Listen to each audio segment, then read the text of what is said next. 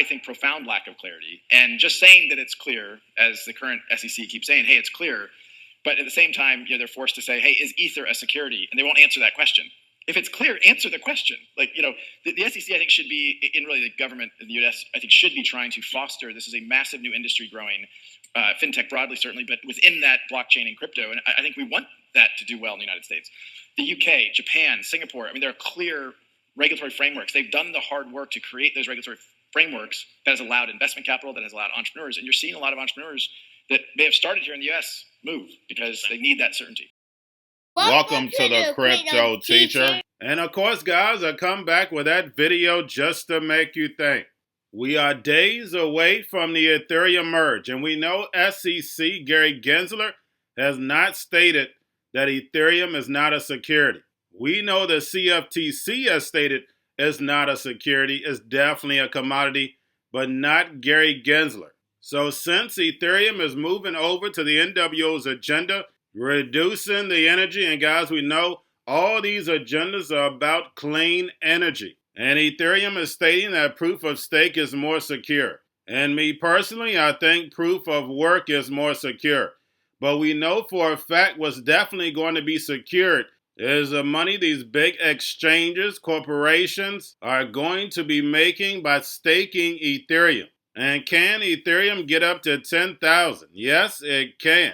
I don't see it happen immediately, but we know by 2024, Ethereum will be the foundation of changing everything we do. Not just banking, but anything that's dealing with contracts will definitely be automated.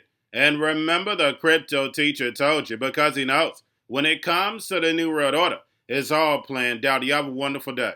Merge is an upgrade of Ethereum that we've been preparing for a long time.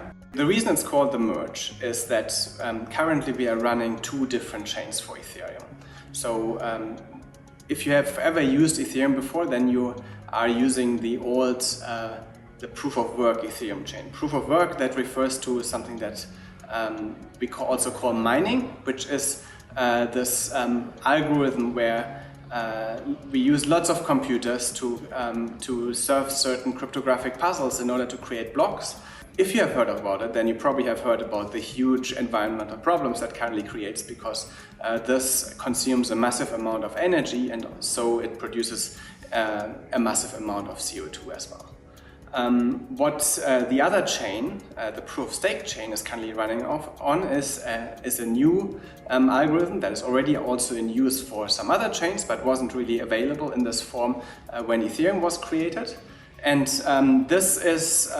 this does not rely on this waste of resources as proof of work does. Instead, it creates security by locking coins, in this case Ether, the currency of Ethereum, up, and this can be used to secure Ethereum.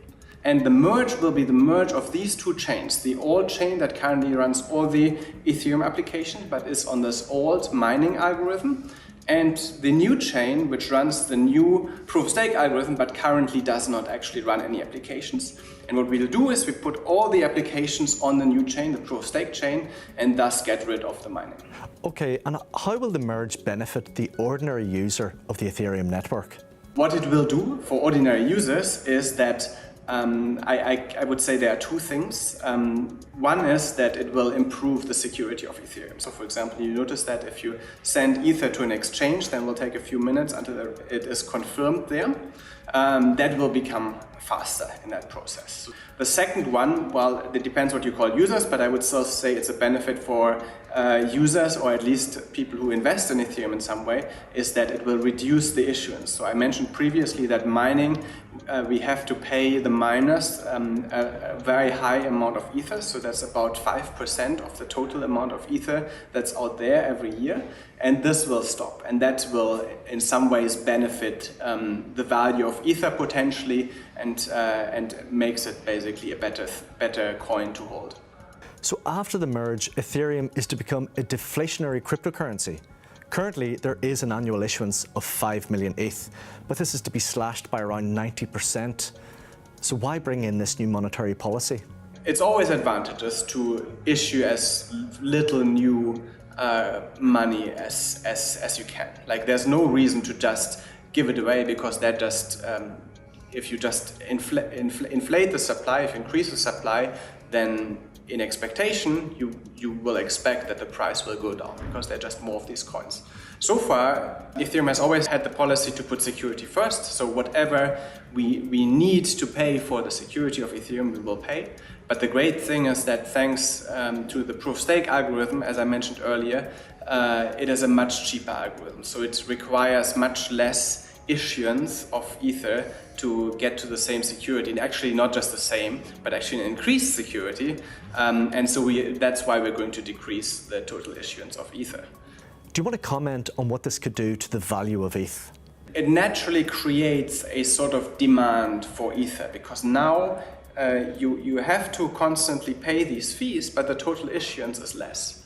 So that is something that can make an asset valuable. So whereas like an asset that has a constant issuance only, as for example Bitcoin does at the moment and Ethereum does have at the moment, this creates a constant selling pressure on that asset.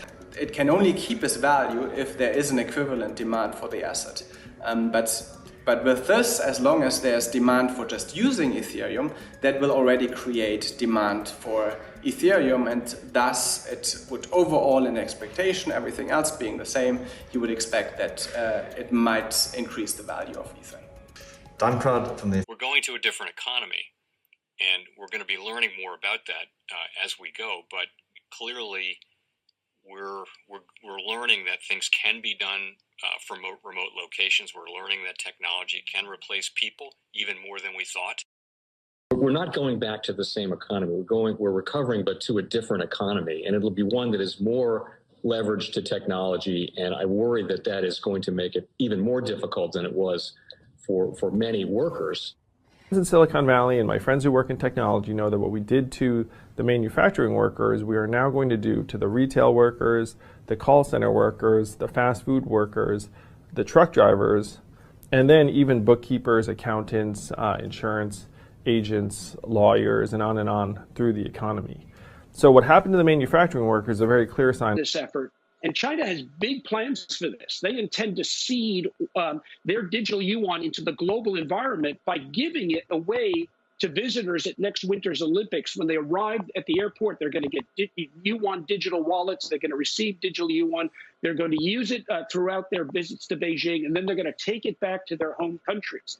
They see this as a huge advantage. Why? Because who controls the underlying protocols, who controls the underlying standards of the future of money will control the future of money.